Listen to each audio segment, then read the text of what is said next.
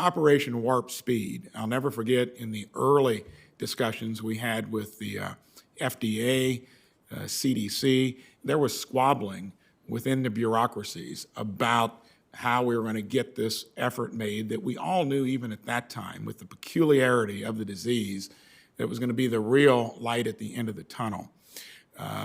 Being an entrepreneur, knowing how the business world works, knowing that pharma has been so stodgy with its record in terms of coming to the forefront with new cures and so forth, mostly impeded by some of the regulatory impediments.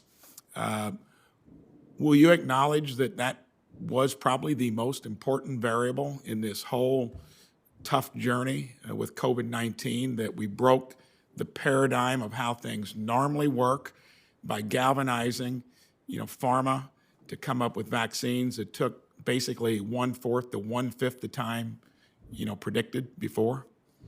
Senator, let me agree with you that had it not been that we essentially knocked some heads and said everybody's got to come to the table, and it had to be the private sector working with our government and our local leaders, we probably wouldn't have had that success. And so what we've learned from COVID, FDA has learned, I hope FDA, and if I'm fortunate to be confirmed, I'll make sure they've learned that we can do things with a fast pace and still ensure safety. So I think the gist of what you're asking is something that I agree with, and that is that we should take the lessons that we got from COVID so we can do this faster and smarter and safer the next time.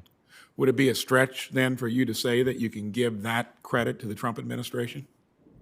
Certainly they worked on very hard, and it was a whole of government along with the private sector response, and there are a lot of people to thank. But without the work that the previous administration did, we would certainly not be here.